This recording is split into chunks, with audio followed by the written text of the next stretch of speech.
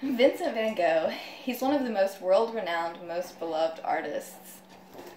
Here's one of his self-portraits. You may recognize him. He has one of the most heart-wrenching stories that I feel like so few people have really heard about. Hi, I'm Jalissa Queen, and as an artist myself, I feel like it is so important that we learn and remember Van Gogh's story so that his legacy can live on. Some basic information about Van Gogh is that he was born in Zundert, Holland in 1853 and died in 1890 when he was only 37 years old. He suffered depression and mental illness for the majority of his life, and he was only 27 years old whenever he first began painting. His father had originally wanted him to follow in his footsteps to become a pastor, which is what he was planning to do until he began painting. And it makes me wonder how many Van Goghs are sitting at a dead-end office job, you know? A common rumor about Van Gogh was that he ate his yellow paint trying to combat his depression, trying to bring the sunshiny color in. And though that is false, according to medical notes of Dr. Perron, which was Vincent's personal medical physician, Van Gogh attempted to kill himself by eating his paint and turpentine. And turpentine is a pungent, oily substance used to mix and thin paints. And that is likely one of the reasons that Van Gogh wasn't allowed to paint while he was suffering from his depression. Another interesting fact about Van Gogh is that he cut off his left ear and gifted it to a woman in a brothel after getting into an argument with another man who also frequented the brothel.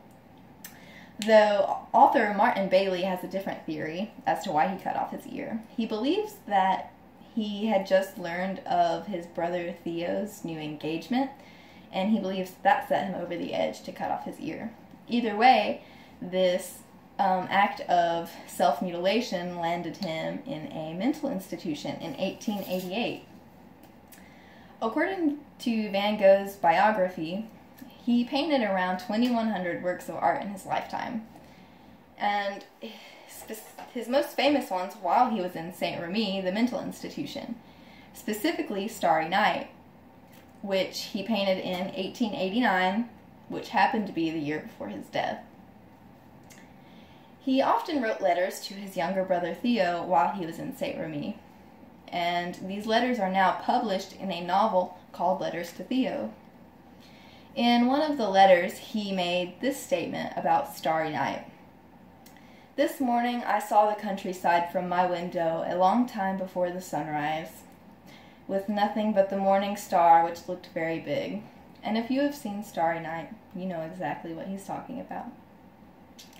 In the remaining year of his life, his art gained some publicity, yet nothing compared to the magnitude as to what famousness he would acquire.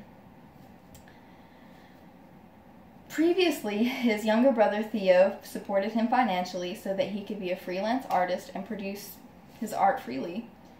And though one day Theo informed him that he could no longer support him and that he needed to be stricter with his finances. And Van Gogh was very upset, and one morning he went out to paint and he shot himself in the chest. And he was later taken to the hospital, and his brother Theo arrived while he was on his deathbed, and Van Gogh was sitting upright in bed smoking a pipe. And he died several days later.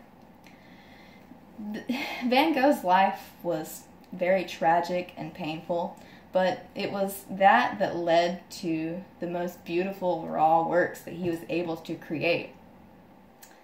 And now Van Gogh is definitely one of the most well-known, world-renowned artists that there is. And it is unfortunate that he did not get to live to see the amount of fame that he gained, but it is fortunate that his life wasn't completely in vain. Thank you.